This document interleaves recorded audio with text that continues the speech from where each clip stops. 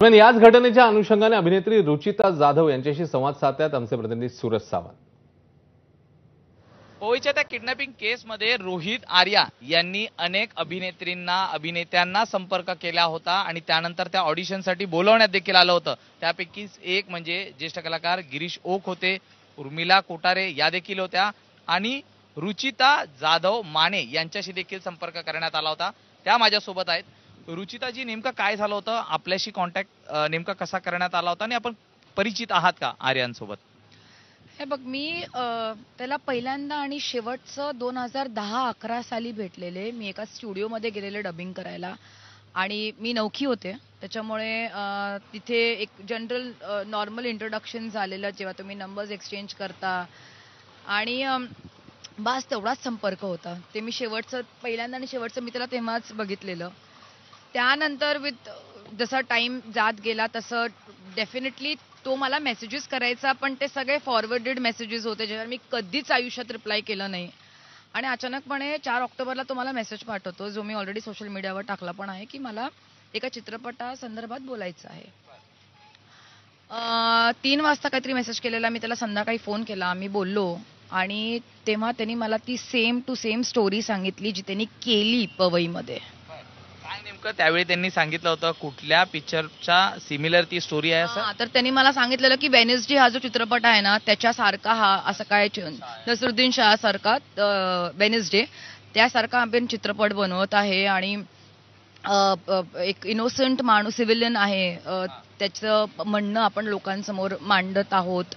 आणि तेव्हा त्यांनी हे पण मेन्शन केलेलं की तो खूप चांगला माणूस आहे, तो अजिबात टेररिस्ट नाही आहे किंवा कोणाचं त्याला काही हे करायचं नाही आहे, हार्म करायचं नाही कोणाला, पण त्याचं काही म्हणणं आहे जे त्याला मांडायचं आहे आणि म्हणून तो त्या मुलांना हॉस्टेज म्हणून ठेवणार आहे।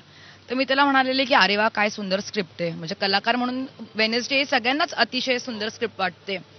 मी त्याला बोललेले माझा रोल काय, म्हणजे तू मला का यासाठी अप्रोच करतोयस? तर तेव्हा तो मला बोललेला की एकतर शिक्षिका जी त्या पोरांबरोबर किडनॅप्ड होते, किंवा एक पेरेंट जे त्या किडनॅपरचं म्हणणं बाहेर मांडतीये मीडिया समोर म्हणा किंवा ऑफिशियल समोर म्हणा। तर मी त्याला बोललेले ठीक आहे, मी विचार करते आणि सांगते तुला। तर तो मला बोललेला की नाही, आपण भेटून बोलूयात, पर त्या विषयावर पर डिस्कस करूयात। तर मग अप्रॉक्सिमेटली त्यांनी मला एक मी ना तारीख परत बघते, त्याची एक्झॅक्ट तारीख, 23 ऑक्टोबरला त्यांनी मला मेसेज केलेला की 27, 28 का 29 केव्हा जमेल भेटायला। तर मी त्याला बोललेले की 28 तारखेला आपण भेटू शकतो। त्यानंतर त्यांनी मला सोमवारी मेसेज केला की उद्या येत आहे ना तुम्ही, आणि मग ते आरे स्टुडिओ आणि त्यांनी लोकेशन मला पाठवलेलं।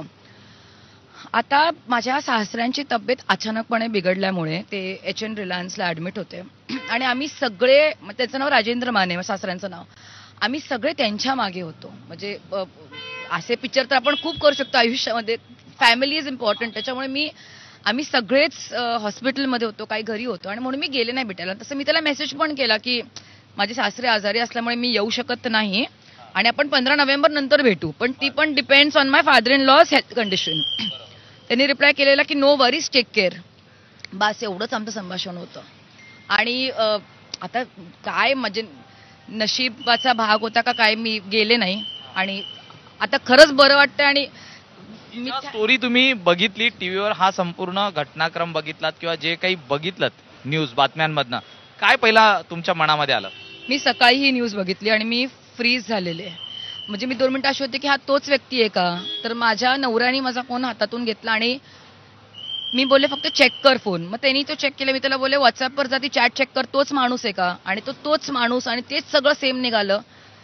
मला नॉर्मल व्हायला जवळजवळ अर्धा 1 तास लागला आणि मग शेवटी कोण पण घाबरेल ना, हे म्हणजे माझ्याबरोबर झालं। स्टोरी तुम्हाला सांगितली होती, ती स्टोरी त्यांनी प्रत्यक्षात केली, तेच केली त्यांनी, आणि मी तिथे घाबरले।